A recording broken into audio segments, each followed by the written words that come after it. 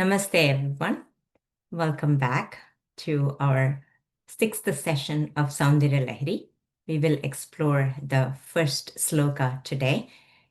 Before that, we will do a short meditation. If you can all sit tall, head, neck, and trunk in a straight line.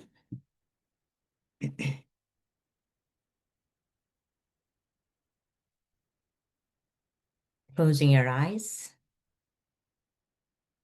Focusing your attention at the middle of your heart. And taking 3 deep breaths. Inhale deep. Exhale slowly and completely. Inhale deep. Exhale slowly. One more deep inhalation. And exhale completely.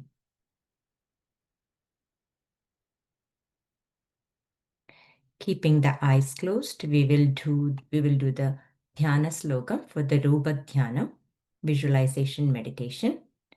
We'll all make a manomaya rupam. We went through that slokam last week, Sindūra Navīkṛham. So using that slokam, we will make a manomaya vigraham within us, and we will do a manasa puja at the end. So keep your eyes closed. I'll go through the lines. Sindūra Vigraham. We are meditating on the Divine Mother, whose body is the red color of Sindūram. Trinayanam, she has 3 eyes. Manikya Mauli Spurat, she is wearing a beautiful crown studded with gems. Taranayaka Shekharam, there is moon, crescent moon on top of her head. Smita she is smiling. Bring the picture of a smiling goddess within your mind. Apina Vakshoruham, she has full bosom indicating the nourishment for her children. Panibhyam Alipurna Ratna Chashakam, in her one hand there is a pot that is jewel-studded pot that's filled with nectar, which is amritam, amritam of enlightenment, amritam of understanding that para Brahma.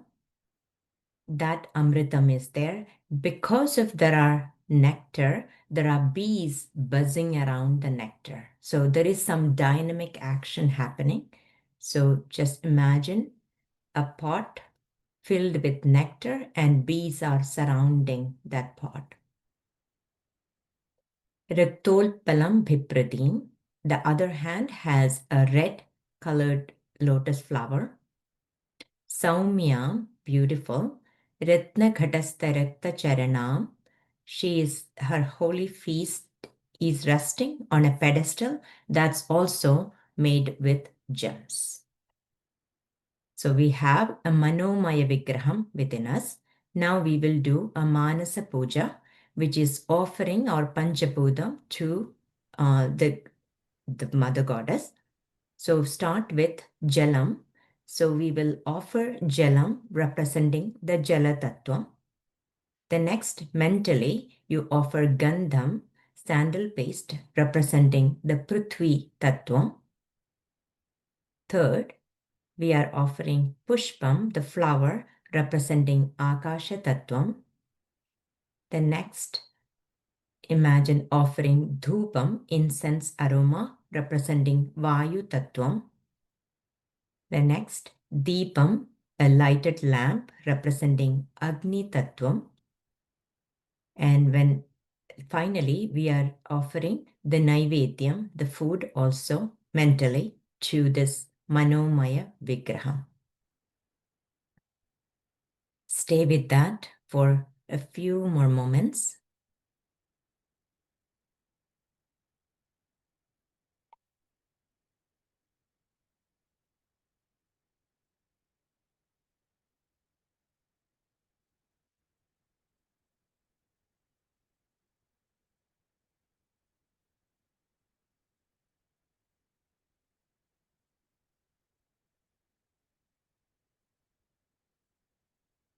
Now we'll get into the prayers. Sada Shiva Samarambham Shankaracharya Madhyamam Asmadacharya Paryandam Vande Guru Paramparam. My salutations to my Guru, his Guru, my Paramaguru, my Parameshti Guru, and Jagat Guru Adi Shankaracharya, and also to Adi Guru Sadashiva. So to all of them, I'm doing the pranamam. Vakratunda Mahakaya Suryakoti Samaprabha Nirvikhnam Kurume Deva Sarvakareshu Sarvada. My salutations to Ganesha, who removes all the obstacles from every single task that we take in this particular day as we start the Soundarya Lahari slokam.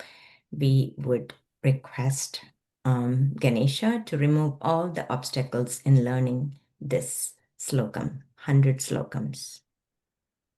Sarvamangalamangale Shive Sarvarthasadhike Sharanye Trayambake Gauri Narayani Namostute.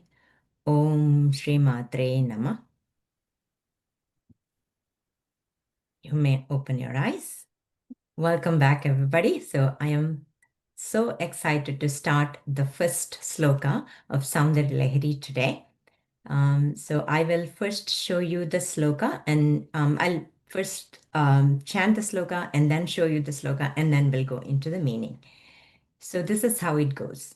Śivaḥ śaktyā yukto yadi bhavati śaktaḥ prabhavitum na devam devo na khalu kushala spantitum adastvam aradhyam harihara virinjadipirapi pranantum stodum va kathamakrita punya prabhavati. Let me share this so we can chant together.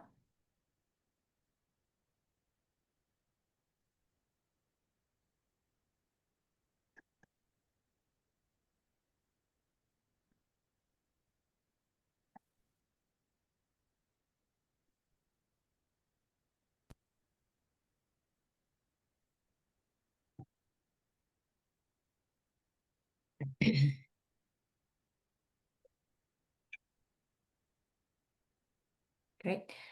So once again, Śivaḥ śaktyā yukto yadi bhavati śaktaḥ prabhavitum na devam devo na khalu kushalas pantitumapi adastvam aradhyam harihara virinjadipirapi pranantum stodum va kathamakrita punya prabhavati. Śivaḥ śaktyā yukto yadi bhavati śaktaḥ prabhavitum na devam devo na khalu kushalas pantitumapi adastvamaradhyam harihara virinjadipirapi pranantum stotum va kathamakrita punya prabhavati. Perfect.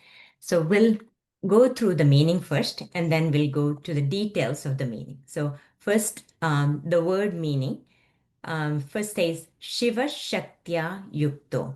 So only if Shakti is united with Shiva, then shakta prabhavitum.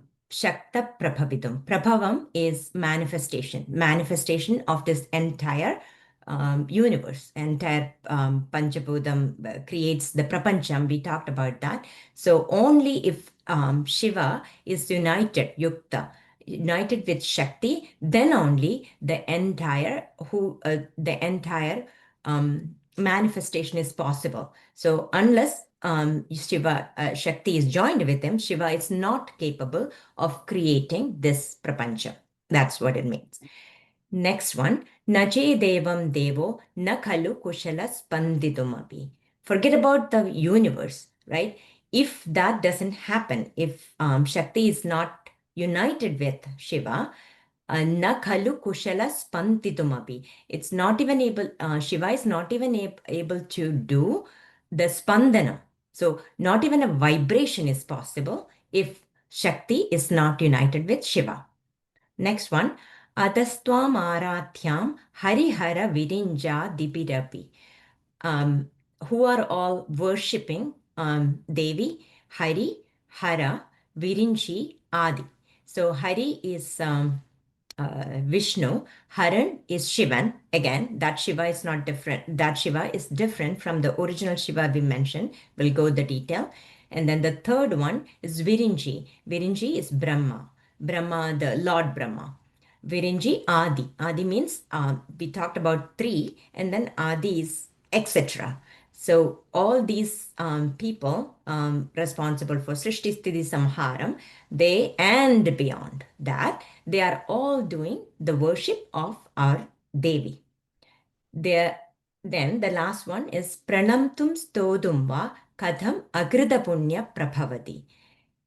If I have not done punyam in my this life or the previous life, then only I can do two things. One, pranamam to you and the stuti to you. So which is actually used in a negative sense.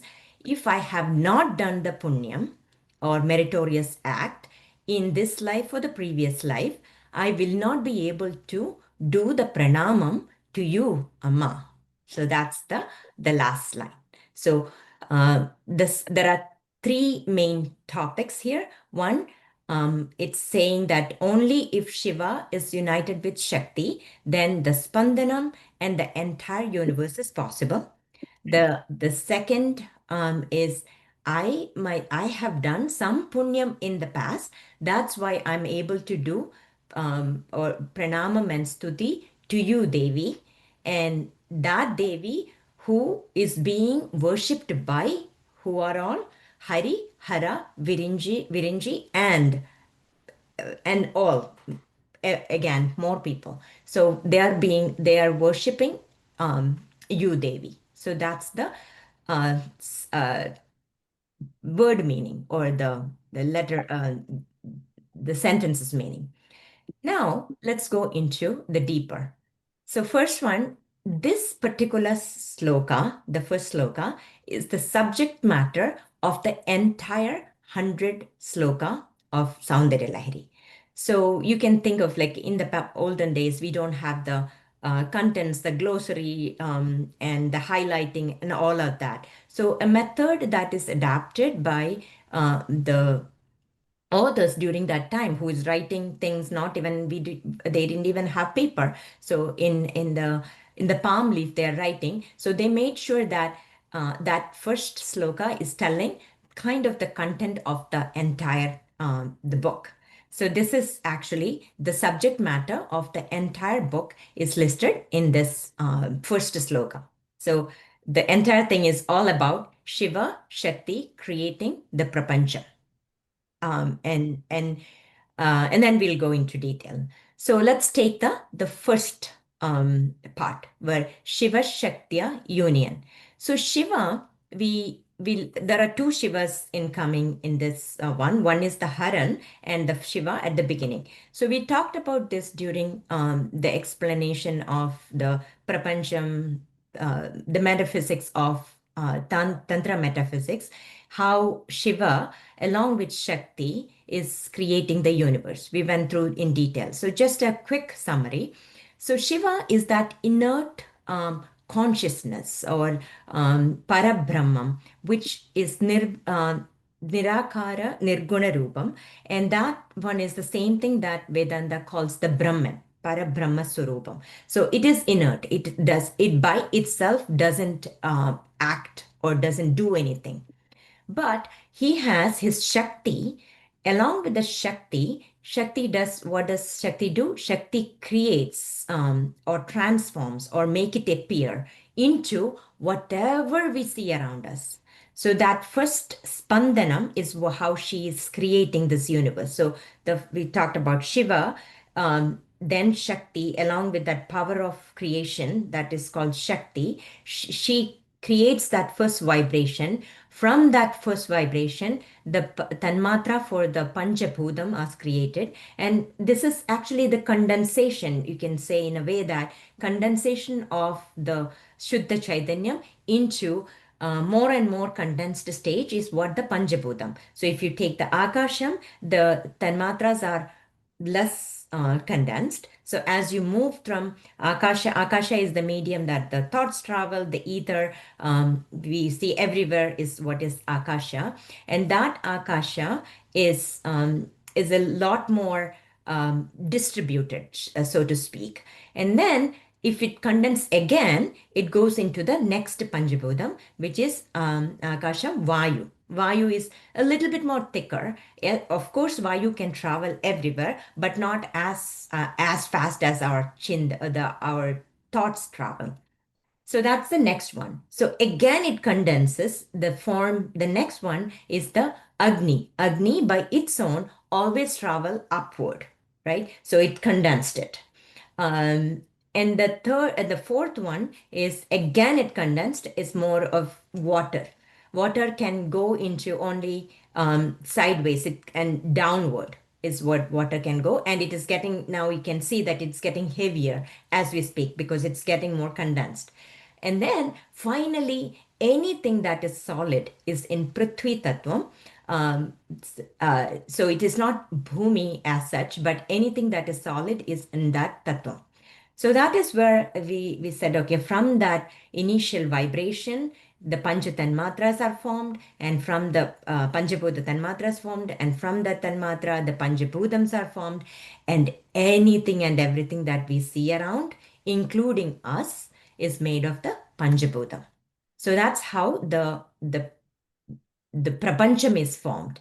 So now in the first stanza, now it is easy because we went through that in much detail. It's easy that the sloka is talking about exactly that. Shiva śaktyā yukto yadi bhavati śaktaḥ prabhavitum. Here, our heroine is the mother goddess, right? Divine mother is the heroine. So obviously, she is the one with the power. She's the one that is making everything happen. So we are giving in this Soundarya Lahari, the Adi Shankaracharya is given importance to Devi. So, and if you're taking another book, it could be a different goddess. But regardless, the idea, the metaphysic, the tattvam is exactly the same. So Shiva, along with Shakti, is creating this entire prapancha. And because that first sloka is showing the glory of Shakti, the second one is saying that if you are not there with Shiva, Devi, then Shiva is not able to, he doesn't even have the power to do the spandanam because he is a nirguna nirakara rupam, that is inert, that doesn't do anything. But Shakti is that dynamic element that creates, that vibrates, that makes everything happen, that Ichha Shakti, Jnana Shakti, Kriya Shakti, that's her. So because of her, all these spandanams, all this prapancham is formed. So that is the subject part of the first one. So you might remember, I think we went through this. So Shiva, the word meaning itself, right? The ikaram is actually coming from Devi. Ikaram represents Devi. And if in Shiva, ikaram is not there, Shiva becomes Shava. And Shava, not Shava means corpse, but Shava not in terms of that it's the quality of Shava, but the inertness. Shava doesn't do anything, right? It's there, it's everywhere. It's that infinite parabrahmam. But since it doesn't do anything, that's why that ikaram, because of the Shakti ikaram, the Shava became Shiva. And the same thing that we went through, one of the slokas that's also written by Adi Shankaracharya. I think it is in Devi Aparadha Stotram, where she's talking about the sloka is talking about everything about Shiva is amangalam. But because Devi, your hand in panigrahanam, your hand is in with him in the marriage, he becomes the Mangalarupi, and he becomes the Jagadisha. He's called Jagadisha because that your hand, because of panigrahanam with you. So that is where it is kind of showing that glory of Shakti is used in these stories, in these words. Now, the Shiva Shaktiya, there is an important to that starting. Of course, he started with Shiva. Shiva means Mangalam. So it's a Mangala, it's a starting, auspicious starting to the whole 100 verses. Um, uh, there is a story behind how Soundarya Lahari was written. Adi Shankaracharya asked his disciple to bring Sahasranama to write a bhashyam, because we talked about like Shankaracharya has written so many bhashyam to so many existing literature, and each time he asked for the book to write a bhashyam, his disciple gave him Viṣṇu Sahasranamam, not the Lalita Sahasranamam. So instead of writing the bhashyam, because he couldn't write it, the book he didn't get, so he wrote a full Soundarya Lahari, which is exactly the same as Lalita Sahasranama. So it's just a story that I thought we can add it here. The other element is that this Shiva Shakti, Shakti is again the power. We can use that example of electricity flowing through the multiple devices. So let's say when it is going through a bulb, it is lighting up. When it is going through a fan, it's actually rotating. It's going to the microwave, it's heating up whatever you put in there. So it's doing, each devices has each gunam, but the concept of electricity is what is equivalent to Shiva, and that electricity converting into if just the bulb and electricity is there, then it will not light up. There is actually a power that transforms that electricity into light in the bulb. So that power of transformation is what is called Shakti. So if we look for ours, the sadhakas, in order for us to do the sadhana, these Shiva Shakti concept is way too out of our reach, so to speak, because Shiva is that Parabrahmam, the inert one. How do I do the upasana? How do I do the aradhana? And same thing with Shakti too. Shakti, it's a tattvam, it's a power, right? That's where from the Sahasrara Padmam, the all our Rishishwaras, Sahasrara Padmam, we'll go into the details of all the details, but for now, let's say that within our body, if we can consider our body itself as the Sri Chakram, so Sri Yantram, let's say on top of that exists that Shiva and Shakti, the Parabrahmam. It is very difficult for us to do the puja, just to do the worship. So what do we do if something is out of reach? We bring it down to our level. So if we can bring this Shiva and Shakti to our level, then we can now pray. So that is the concept of Karpura Gauram, Karunavataram, Samsarasaram, Bhujagendraharam, Sada Vasantam, Hridayaravinде. Bhavam Bhavani Sahidam Namami. For this same Shiva and Shakti, if we bring it down to our Hridaya Padmam, now it becomes a Saguna Brahman. Now we are talking about the Shiva that has Rupam, the Karpura Gauram. He's looking like the Karpura, the white as in Karpuram. And with the Bhavani, with the Shiva is with Bhavani, the mother. They are both staying in our Hridaya Padmam. So when you do the worship, so always say that Devata is staying within your heart. So we bring it down to a Saguna Rupam and do the prayer. That's where all this Dhyana slokam, where we have Rupam, because the concept of Shiva and Shakti, it's out of reach for us. Shiva is Nirgunam. How do I imagine an infinity in my mind as Shiva? So same tattvam also, Shakti. So usually in order for us to do that worship, we bring it down to our level in our Hridaya. Okay, so that is the first one. The second part, let's look into Hari Hara Virinja Dipirapi. Hari, we know that the three major activities that's going on at any different levels that we take, where is one Srishti, Sthiti, and Samhara.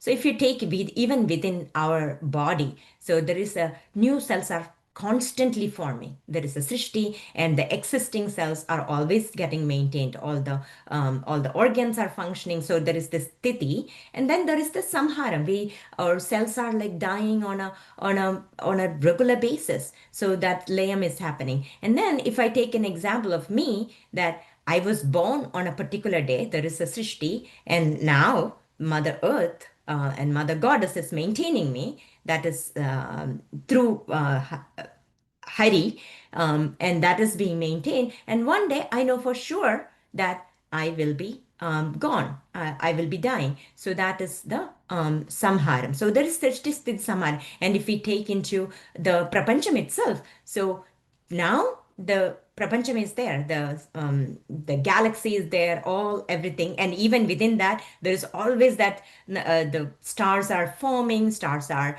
maintaining, stars are dying. Those things are constantly happening, and that shakti, that what is creation and is responsible for that shakti, is called, that devata for that srishti is called Brahma. We call it as a Brahma.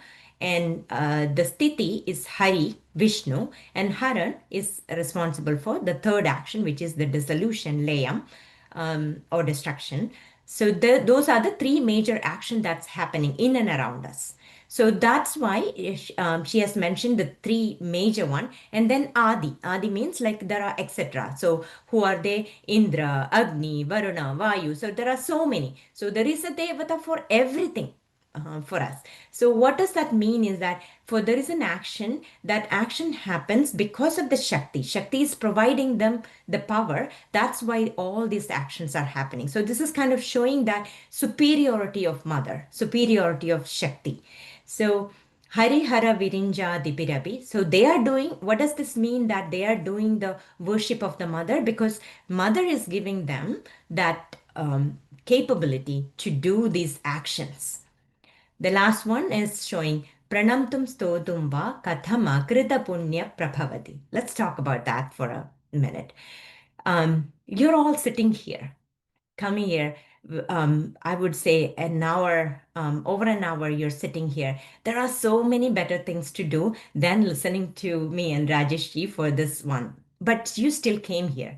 So there is something that you have crossed a bridge. You know that there is something beyond. I didn't mean just my class or our class here, but any spiritual classes that you are spending time, right?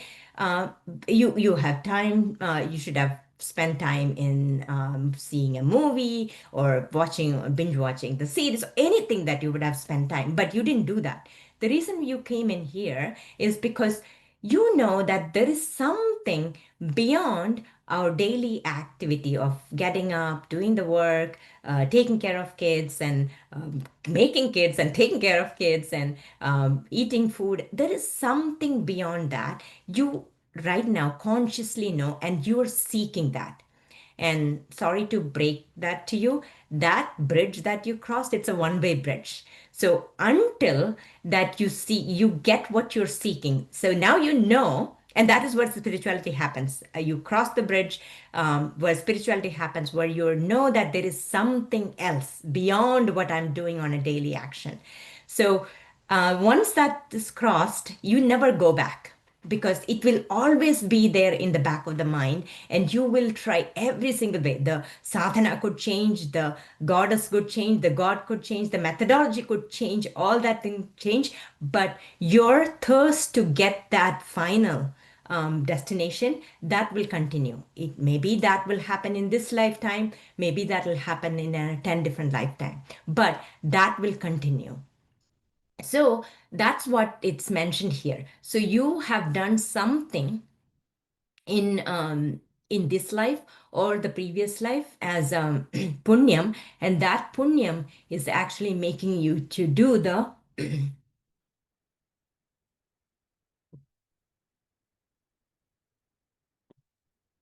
That punyam is enabling you to do the pranamam and stuti to this devata. Me saying and you listening, both are that same punyam. And that's what the third the last sentence is saying. Pranantum stodum va katham akrita punyam. Krita punyam means the punyam that I did. Akrita punyam, if I have not done any punyam, then how can I do the pranamam and stuti to you? That's what Shankara is asking Devi. And to which Devi? To that Devi who is being worshipped by Hari, Hara, Virinchi, and Indra, and all that people who are doing the worship of you. And that is so understand the how, at what level, how, even when you are doing the stuti, bhakti is not, even if you don't have the bhakti, keep that importance of the Devi always in your mind. So we are worshipping that highest tattvam, Devi tattvam. So always keep that in mind, and one day her grace will be there to see that you see that she's holding in her hand that amritam. What is that amritam? Amritam is the thing of immortality. So what does immortal mean? Because one thing I know for sure, that if I am born, I will die. So what does this immortal actually means? um, so the reason why we are getting born is because of our karma. So there is something, that there are punyam that we have done, there are papam that we have done in order to do the bhoga of that punya and papa. We are getting born.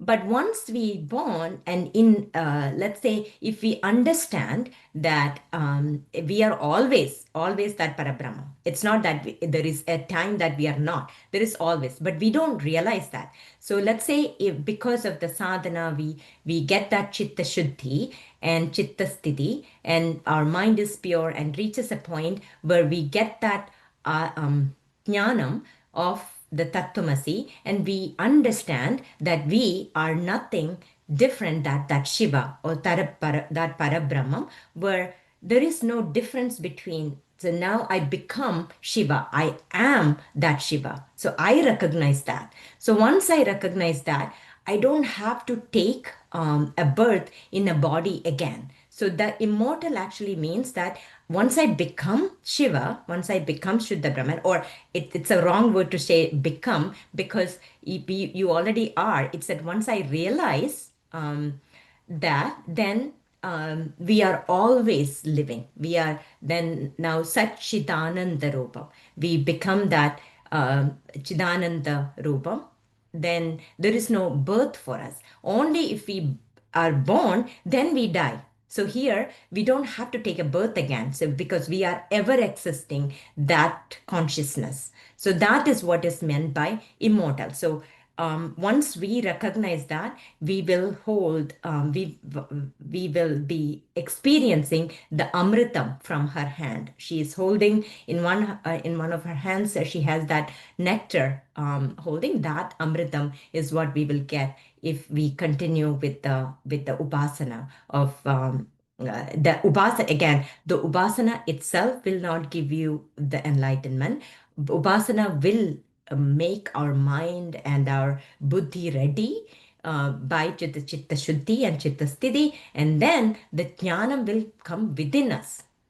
We go through everything that we are going through here. It's not jnanam, because jnanam is not something that we can tell somebody. So that jnanam is something eventually after your sadhana, it will be coming within you. It will be, and using that jnanam, you will get that amrita of enlightenment. So that is the subject matter of those lines. Then in Lalita Sahasranamam, you could see this very similar. This both these kritis are very, very similar. If you have been chanting, you might have chanted that Srishtigatri Brahmarupa Goptri Govinda Rupini Samharini, Rudrarupa, Tirodhanagirishwari. So that is talking about, that particular one is talking about not only Srishti, Sthiti, Samharam, but of Panchakrityam. So we'll talk about that Panchakrityam. There is two more of these actions, but the major one that we have always been hearing is the Srishti, Sthiti, and Samharam. So that is the Hari, Hara, and Virinji. And we talked about Shiva having two meanings. So the first Shiva that we talked about, that is the Shiva that is inert, that is Shuddha Brahman. But the next one, the Haran, that is in the Harihara, that Shiva is the one that is with a Saguna Rupa. We talked about, we will bring it down into a Devata concept. That Devata, the Karpura Gauram Karnavadaram, that Shiva is the one that is responsible for the laya or dissolution. Then the next one that I want to talk about is the mantra. So when we had the session on Adi Shankaracharya, we talked about what Adi Shankaracharya did is that he took some of the major Upanishads or from the Veda, he made it into a stuti which is accessible to the people like us, the regular people who cannot have access to the mantras as such, because Shankaracharya was during a time where these mantras are in the hands of, or Vedas were in the hands of a small set of people, and the benefits were not received by the normal common people. So what he has done is that he took that the same concept, same thing, and hide it in the stuti, the same mantras that he hide it within the stuti. So the one that we talked about, the Kanagadhara Stotram, it is actually the mantras from Atharva Veda. Lakshmi Hridayam is what is in the content of Kanagadhara Stotram. Similarly, this particular one for Soundarya Lahari's first sloka, Shiva Shaktya Yukto, the mantras hidden in these verses are from Śrī Vidyā Sampradayam. Śrī Vidyā Upasana is a type of tantric aradhana for Shakti. It's a shaktyā aradhana. There are so many sampradayams. So one of the sampradayams, which is more familiar in southern part of India, is known as Śrī Vidyā. So those Śrī Vidyā mantra are hidden in this first one. Do you really have to know? Not really. But if you are, when you chant this sloka, you are unknowingly chanting this mantra as well. So just so that you know. Then couple other interesting factors, which I think one of them, both of them probably Rajesh will go in detail. The meter for this 100 slokas of Soundarya Lahari is known as Shikharini. And this sloka is so popular that many you could hear in many different places. One of the popular one Rajeshi mentioned is that Ilayaraja has one of this movie called Thai Mugambike. There is a song starting with Janani Janani, and that one, the starting stotra is Shiva Shaktya Yukto. I think the poet is Vali. So once again, the content of the first verses, there are three major components to the first sloka of Soundarya Lahari. It's talking about Shiva Shaktya union is creating this whole prapancham, and Shiva without Shakti is not capable to do even one spandana. And then the second part is talking about I might have done some punyam. When I say I, it's all of us would have done some punyam in this life or in the past life, and that is making us capable to do that pranamam and stuti to this Devi, who is being worshipped by Hari, Hara, Virinji, and all the other devatas that come under the category. So that is the summary of that first sloka. So let me pause here and see if Rajeshi can add more.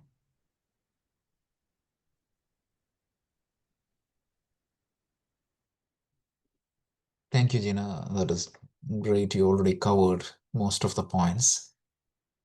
Just wanted to recap only whatever you said, because you touched almost every point. Like, first point is that in our ancient literature, it's a practice, the first sloka, to give the whole talparya of the book. That is the style of our scriptures. If you take Bhagavad Gita, the second chapter of the Bhagavad Gita can be seen as the entire summary of the Bhagavad Gita. This is the style. Lot of books has that. So the first shloka captures the essence of Soundarya Lahari, the talparya of Soundarya Lahari. What is that talparya? Jina had already highlighted. If you really look at what exactly it is, this is nothing to mean that Shiva is less than Shakti or anything like that. So the Shiva mentioned in this shloka is the pure consciousness, which is not in our direct means of perception or inference. Typically, we call such things as transcendental. So Shiva is this transcendental reality that supports this entire universe. In the Advaita Vedanta terminology, it is known as Brahman, or that absolute reality, Brahman. That is the terminology. But that Brahman, if you really understand Advaita Vedanta, it clearly tells that it doesn't have a name, it doesn't have any attribute. It is completely formless, nameless, attributeless. So such a transcendental reality, how it can become a world which is imminent. Imminent, the technical term, indicates that which is directly perceptible to us. So the world we live, which is conditioned by space and time, which has multiple manifestations of various objects, meaning everything, is imminent. I can directly feel it. I can touch it. So the world manifests from that reality. We all know that the base of this world, the underlying truth of this world, is nothing but Brahman. So Brahman, which is in the transcendental dimension, gets manifest into a world which is imminent. How is that possible? There is an X factor. And that X factor is what is known as Shakti. It is because of this Shakti, the Shiva gets manifest into this universe. And within this universe, Jagat, it is governed by three murtis, Brahmaji, Viṣṇu, and Maheshwara. All this is possible because of that in the intervention or the action of Adi Parashakti. That is what is visualized in the Soundarya Lahari. And even Brahma, Viṣṇu, Maheshwara is praising your him because of this Adi Parashakti, even these three murtis came into being as per the Śaktyā tradition. If you go to Vaishnava tradition, that will flip. It will say that Viṣṇu is that reason. If you go to Shivananda Lahari, again the idea will flip.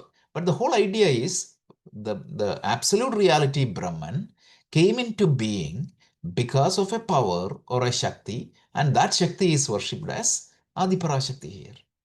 That is the whole idea.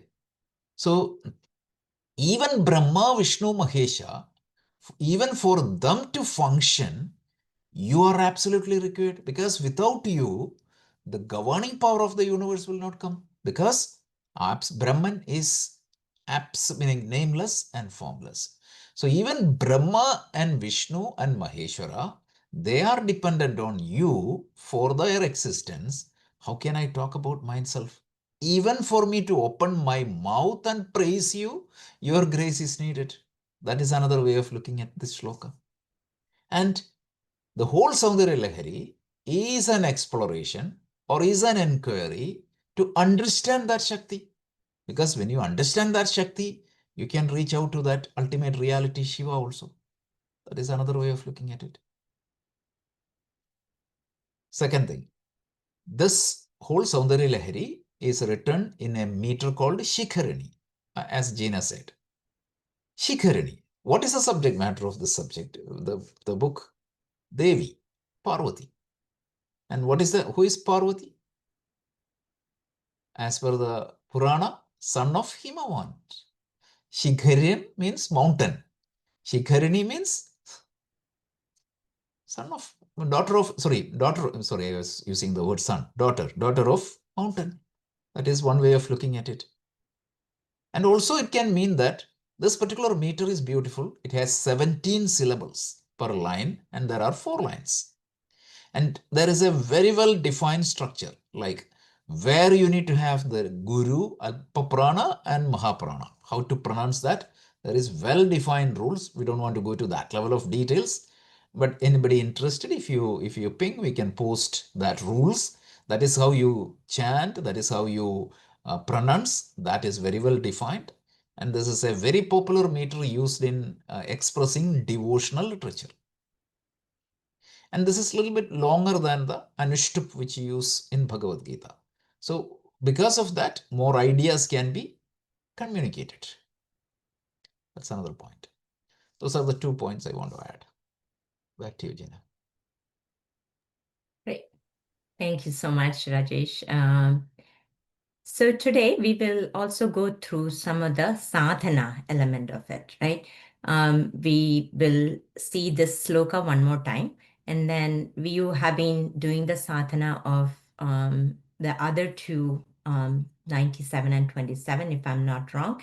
Those are the ones that you have been chanting every day. So now you can actually stop those, and then every week we will have these ones, the particular sloka that's being learned in that week. You can chant that for 10 times, and the rest of this remain exactly the same. So you will start with the Guru, then Ganapati, and then the Om Namah Shivaya chanting, and then Rupa Dhyana, and finally the sloka of that week. So that will remain the same throughout. Only thing that is changing is the last sloka, the last one you're chanting. Every week it will be that particular week. So by I think around 108 sessions, you will be learning the entire that, because by 1 week chanting of 10 times, 70 times, you will be learning that that sloka. So that's the idea. And then the second one I want to tell is that Soundarya Lahari. So we went through one of the Dhyana sloka, Sindūra Navīkṛham, last week in detail, and today as a sadhana at the beginning.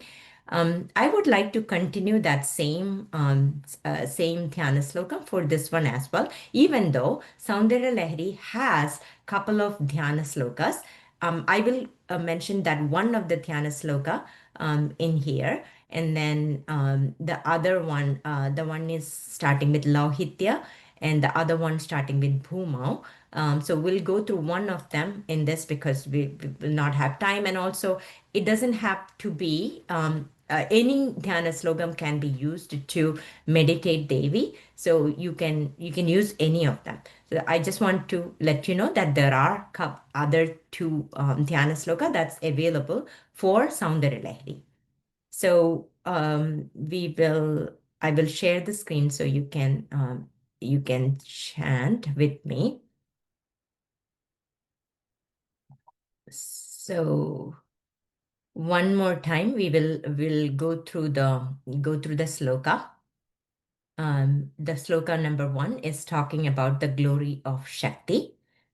Śivaḥ śaktyā yukto yadi bhavati śaktaḥ prabhavitum na chedevam devo na khalu kushalaspantidumapi adastvamaradhyam harihara virinjati pirapi pranantum stotum va kathamakrita punya prabhavati.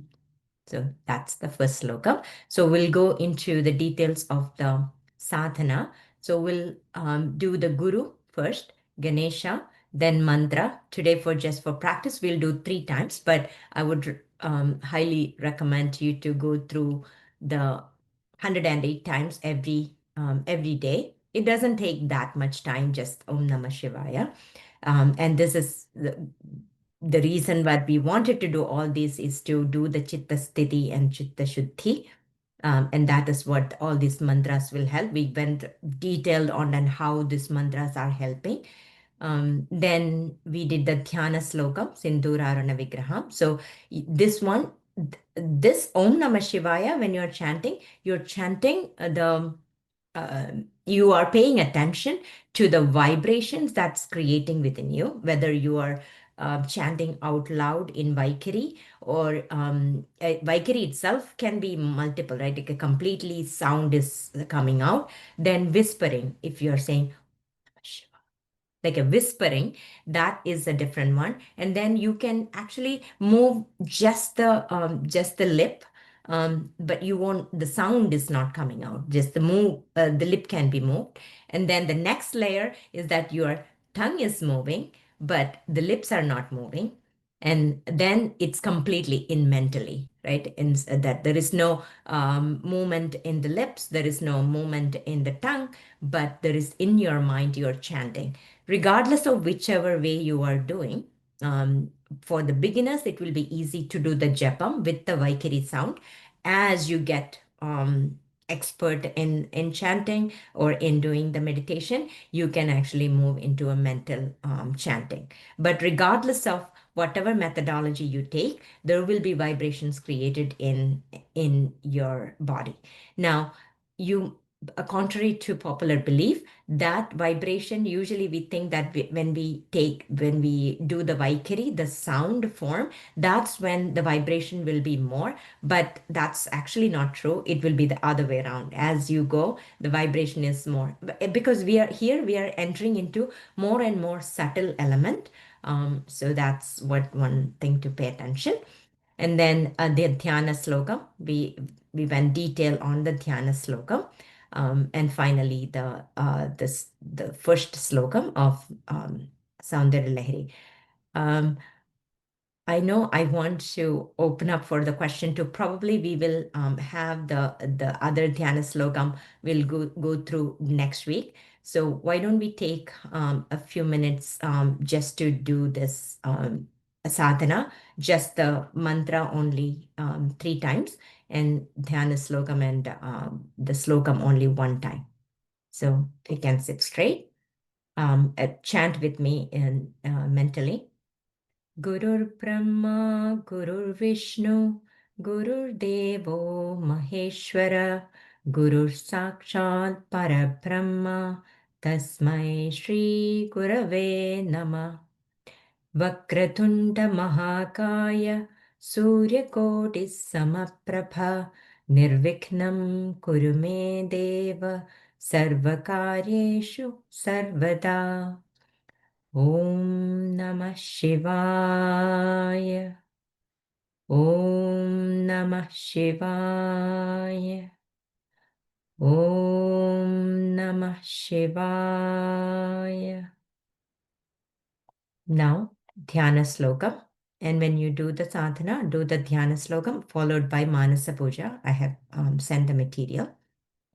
Sindūrāruna vigraham trinayanam Manikya-Maulispurat Taranayaka-Shekharam Smitamukhim Apina-Vakshoruham Panibhyam Alipurna-Ratna-Chashakam Raktolpalam Bhipratim Saumyam Ratna-Khadastha-Rakta-Charanam Dhyayet Paramampikam. Now this first sloka. Śivaḥ śaktyā yukto yadi bhavati śaktaḥ prabhavitum na chetevam devo na khalu kushalas pantidumapi adastvam ārādhyam harihara virinjādipirapi pranamtum stodum va kathamakrita punya prabhavati. May Divine Mother's blessings be with you all. And now wanted to stop the session for any questions that you may have.